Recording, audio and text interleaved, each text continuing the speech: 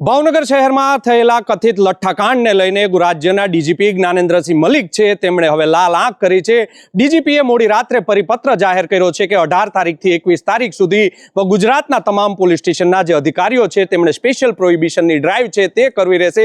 સાથે જ હવે એસએમસી છે તે મેદાને આવી છે અને એસએમસીના એસપી છે મયુરસિંહ ચાવડા અત્યારે મોડી રાત્રે 1:30 કલાકે ભાવનગર ખાતે દોડી આવ્યા છે। તમે સ્ક્રીન ઉપર જે દ્રશ્ય જોઈ રહ્યા છો, મયુરસિંહ ચાવડા સહિતનો એસએમસીનો મસ્ત મોટો કાફલો છે તે ભાવનગર ખાતે પહોંચ્યો છે અને ભાવનગરના એસપી અત્યારે નિતેશ પાંડે સાથે મીટિંગનો દોર છે તે શરૂ કરી દેવામાં આવ્યો છે।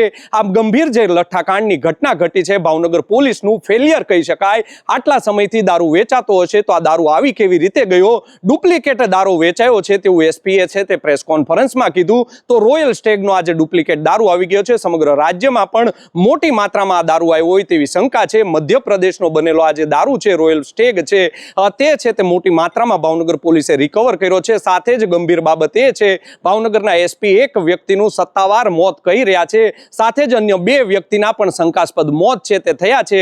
તેમના રિપોર્ટ લેવામાં આવ્યા છે અને તેની તપાસ છે હવે ધમધમાટ શરૂ કરી દેવામાં આવ્યો છે। મોડી રાત્રે ભાવનગર શહેરની સરકારી હોસ્પિટલ હોય, પ્રાઇવેટ હોસ્પિટલ હોય, તેમાં એક પછી એક જે દર્દીઓ છે તે આવી રહ્યા છે। અત્યાર સુધીમાં સત્તાવાર જે લોકો આવ્યા છે તેની જો વાત કરવામાં આવે તો ઉપેન્દ્રસિંહ ગોહિલ છે તેનું મૃત્યુ થયું છે, તે ખરકડી ગામના વતની છે। સાથે જ બળદેવસિંહ વખતસિંહ ગોહિલ છે, ઉંમર વર્ષ 35 છે, તેઓ પણ ખરકડી ગામના વતની છે। સરકારી હોસ્પિટલમાં તે સારવાર લઈ રહ્યા છે। કનકસિંહ ગલુભા ગોહિલ છે, તેઓ ખરકડી ગામના વતની છે, તેઓ પણ સરકારી હોસ્પિટલમાં સારવાર લઈ રહ્યા છે। કાર્તિક મકવાણા ઉંમર વર્ષ 40 નામનો યુવાન છે, તેનું શંકાસ્પદ મોત થયું છે। પરિવારજનો કહી રહ્યા છે કે ડ્રિંક્સનું સેવન છે તે કરતો નથી, પરંતુ સરટી હોસ્પિટલના ડોક્ટરો છે તે શંકા વ્યક્ત કરી રહ્યા છે કે અમને શંકા છે, સિમ્પટોમ્સ છે તે દેખાઈ રહ્યા છે, માટે તેમનું ફોરેન્સિક પીએમ છે તે કરવામાં આવશે। આ તે નવા સમાચાર છે તે સામે આવી રહ્યા છે। સાથે જ ભાવનગરની પ્રાઇવેટ જે વેદ આઈસીયુ છે તેમાં છે તે લોકો સારવાર લઈ રહ્યા છે। વિશ્વરાજસિંહ વનરાજસિંહ ગોહિલ છે તે સારવાર હેઠળ છે। આ એ જ વિશ્વરાજસિંહ વનરાજસિંહ ગોહિલ છે કે જેઓ 136 માર્કે ગુજરાત પોલીસની છે પરીક્ષા હતી તેમાં પાસ થયા છે।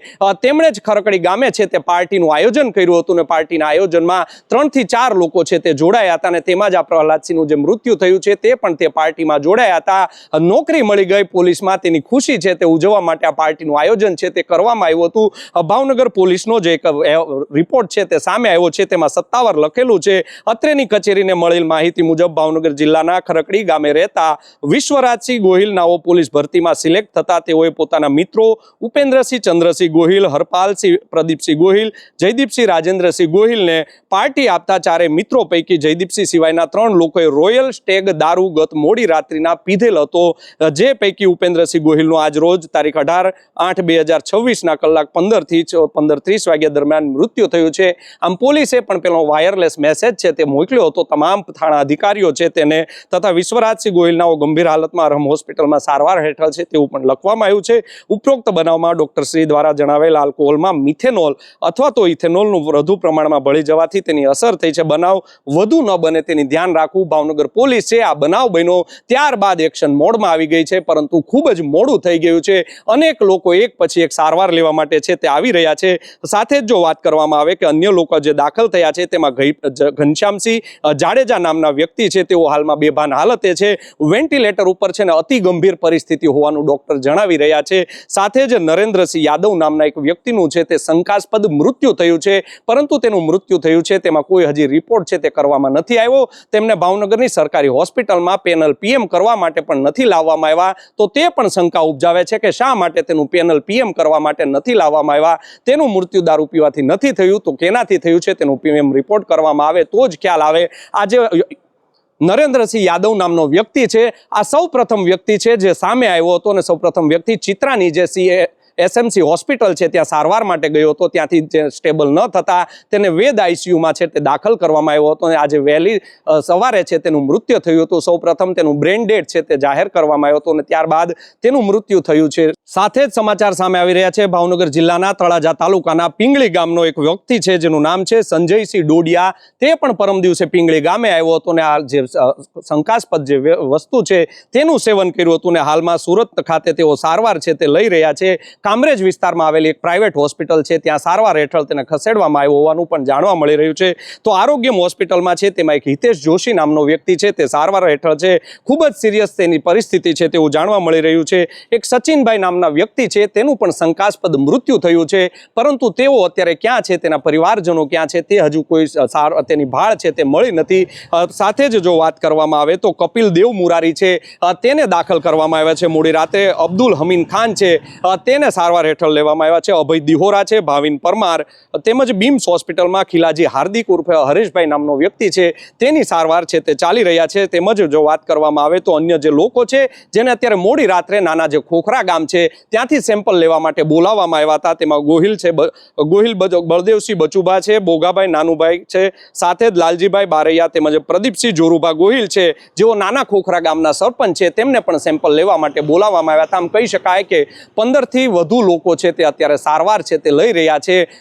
ધમધમાટ છે તપાસનો તે અત્યારે ચાલુ કરી દેવામાં આવ્યો છે. એસએમસી મેદાને આવી છે. જોવું રહ્યું આગામી સમયમાં આજે દારૂ બનાવવામાં આવ્યો હતો, દારૂ જે એમપીથી લાવવામાં આવ્યો છે તેવું કહી રહ્યા છે. ગૌતમ સોલંકી નામનો જે બુટલેગર છે તેની ઉપર અત્યારે આક્ષેપ લગાવી રહ્યા છે, પરંતુ ગૌતમ સોલંકીનું એવું કહેવામાં આવી રહ્યું છે કે આ તો માત્ર નાની માછલી છે. ભાવનગર શહેરમાં લિસ્ટેડ બુટલેગરો છે, કોના કહેવાથી તેઓ ધંધા છે તે ચલાવી રહ્યા છે, મોટા ધંધા તેઓ આપી રહ્યા છે તેવી પણ અત્યારે લોકમુખે ચર્ચા ચાલી રહી છે. તો મોટા બુટલેગરો છે તેને ક્યારે પકડવામાં આવશે તેને લઈને પણ અનેક સવાલો છે તે ઉઠી રહ્યા છે. હજુ થોડા દિવસ પહેલા જ મહુવાના પીએસઆઈ છે તેનો ઓડિયો વાયરલ થયો હતો. બુટલેગર પાસે 5000 રૂપિયાની લાંચ તેઓ માંગી રહ્યા હતા અને આ બુટલેગર સાથેનો ધરોબો છે તે ભાવનગર પોલીસને હવે કેટલો ભારે પડવાનો છે તે તો આવનારો સમય જ કહેશે. જોવું રહ્યું આગામી સમયમાં એસએમસી હવે મેદાને આવી છે. ભાવનગર પોલીસ છે તે એક પછી એક રેડ છે તે કરી રહી છે. 8 થી 9 બુટલેગરો છે તેમને અત્યારે ડિટેઇન કરવામાં આવ્યા છે. ધોલેરા સુધી તપાસનો ધમધમાટ શરૂ થયો છે. ધોલેરાથી પણ અમારા સૂત્રો કહી રહ્યા છે આજે દારૂની જે બોટલો છે તે 3 પેટી દારૂની બોટલો ત્યાંથી પણ છે તે પકડવામાં આવી છે. રોયલ સ્ટેગ આ જે દારૂ છે તે ખરાબ આવી ગયો હોવાનું એસપી નિતેશ પાંડે દ્વારા પણ સ્વીકારવામાં આવ્યું છે. જોવું રહ્યું આગામી સમયમાં હવે આ કેટલા અધિકારીને દજાડી જાય છે તે તો આવનારો સમય જ કહેશે. યશપાલસિંહ ચૌહાણ, નવજીવન ન્યૂઝ, ભાવનગર.